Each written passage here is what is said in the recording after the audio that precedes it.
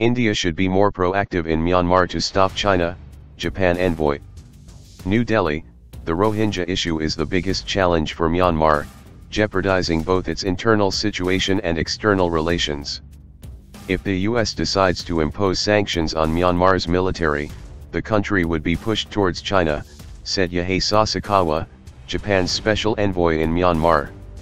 India, with her old relationship, should play a more proactive role in Myanmar, he told journalists this week in Delhi, here to meet senior government functionaries to champion Myanmar's cause.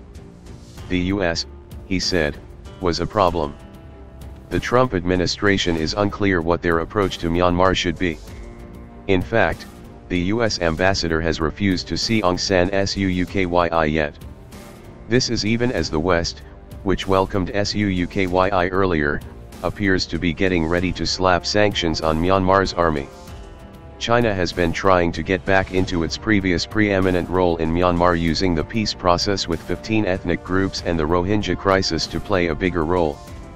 Sasakawa said the China-Myanmar relationship was old and deep, but both Myanmar government and military were wary of moving back to a closer relationship with Beijing. But they may not have a choice if the West turns its back on them. The Japanese government is supporting the Myanmar government. We would like India to do more.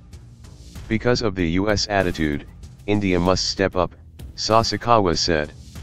China has been taking a greater interest in the Rohingya issue, he added.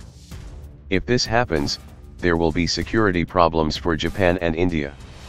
China is building a foothold in the Rakhine province, with its promise to develop the Kyaukphyu port into a deep-water port at a cost of about $7.3 billion, a very big investment for Myanmar. Sasakawa said there was little coordination between Japan and India on Myanmar, which was surprising given how close the countries have become on the security front. As for India, it has stepped on the accelerator to complete the trilateral highway that connects India, Myanmar, and Thailand.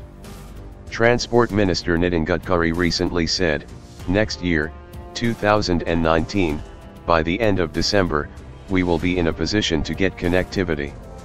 We are giving highest priority to this trilateral highway project. In December, the government announced a $25 million socio-economic development project for the troubled Rakhine province, including building prefab houses for returning Rohingya refugees. On January 3, the cabinet decided to approve an agreement to facilitate border crossing between India and Myanmar on the basis of valid passports and visas. Sasakawa said Japan was deeply involved in helping Myanmar work on its peace process. 8 groups signed the National Ceasefire Agreement, NCA, 2 years ago. 2 more groups are ready to sign the agreement any time now, he said. Japan's role, he said, is to bring the 2 sides together to the table, and after the Reconciliation Pact, Japan moves to provide rehabilitation assistance for which $100 million has been earmarked. China too has been involved in the peace process, though it continues to provide assistance to some of the biggest armed groups like the Kachin Army.